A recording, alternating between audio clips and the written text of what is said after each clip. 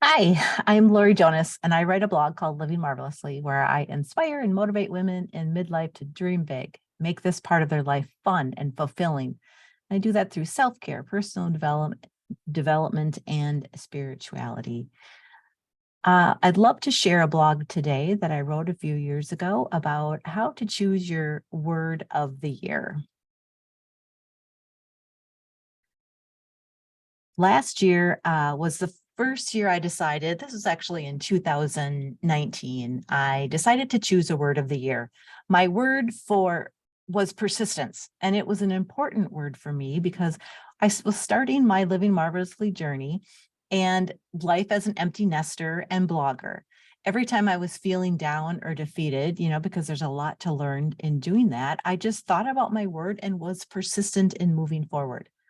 Persistent in learning new things, discovering my authentic self. And now it's time to choose my word for next year. So instead of just picking one, I thought I would put some thought into it and take some time to think about what I want next year to bring. So I searched the internet for some help, and here's what I found. So Laura Casey from Cultivate What Matters sells a Power Sheets goal planner that walks you through how to pick your word of the year. Number one, think about what worked for you last year and what didn't. Number two, what did you learn and what do you have left to do? Number three, brainstorm your year ahead and what's your big picture vision? Number four, make a list of words that resonate with you. Number five, get out the dictionary and look up definitions, origins, synonyms, and antonyms of those words. Then choose one word. It doesn't have to be perfect because you can change it at any time. No one's keeping track. It's okay. And then use that word to help remind yourself of where you are going and what you want to accomplish. Here's another path you can take. So the Goal Chaser wrote an article that includes over 300 words to choose from. To get you thinking, answer these simple questions first. Considering how this past year has been, what is something that you could improve on, do differently, or keep working on?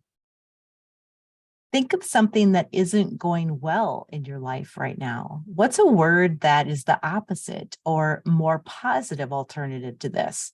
For example, if fear keeps holding you back, then the alternative could be fearless or brave. And what do you want more of in your life?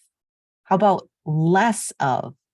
But be sure to turn that into a positive word. And then what would be a game changer for you? There's another process I discovered by Chrissy Tending. She chose 5 words that resonated with her. And here's how she did that. First, she brainstormed everything that she wanted the year ahead to be and everything that's felt meaningful from the past year. She combed through her favorite books, looked at the writings of colleagues who inspire her.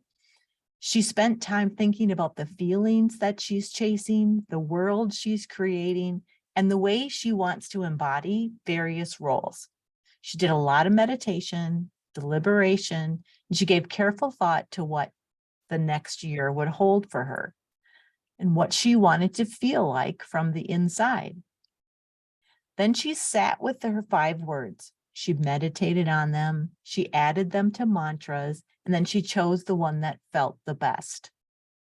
So her mantra might be, may you be filled with fill in the blank, joy, adventure, freedom, abundance, giving, compassion. Choosing a word of the year helps you focus and bring clarity to your desired goals. So now that you have your word, what are you supposed to do with it? So Charla Fritz had some great ideas. Number 1, make your word visible. Put it on screens, make posters, write it on your planner, put it on your bathroom mirror, create stickers for it. Number 2, find some scriptures or quotes with your word in them, and that would bring more focus or validation to your word. And you might maybe use that quote in your email address or your signature line for your email. Number 3, discover the meaning of your word. Get more insight into what your word means. Number 4, read books with your word as the topic that can provide more insight into how to live with your word and maybe some different ways of looking at it. Picking a word of the year helps you stay focused, helps you stay accountable to the priorities in your life right now. And you can use it to help make decisions about your business or personal life. For example, if I do this, will it help me with being compassionate, having freedom, finding joy, learning connection? For example, fill in your word that you're choosing. It also helps you go into the next year with intention. It puts you on the path of your vision. So then I had to choose mine. So after going through all the journal prompts, I meditated on them. I came down to a couple of words, and then I sat with them for a few days. And the one that popped up as the winner was connection.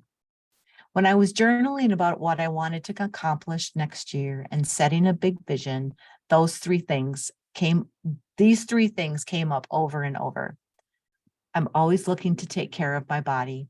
I want better relationships with family and friends and a new direction in my business. So connection covers all three. And I kept trying to come up with more words to choose from, but I couldn't quite get away from connection. I think you'll feel that too. That same word may just keep popping up over and over again. And that's how you know it's yours. So for me, I want to connect with myself and taking care of my body a priority, my family and friends more often, clients and readers. And the definition of connection on dictionary.com is person who aids another in achieving a goal. In Oxford Dictionary, it is a relationship in which a person, thing, or idea is linked or associated with something else. Here's a couple quotes with my word, the connection. Quote, connection is the energy that is created between people when they feel seen, heard, and valued. Brene Brown. Quote, communication, the human connection, is the key to personal and career success.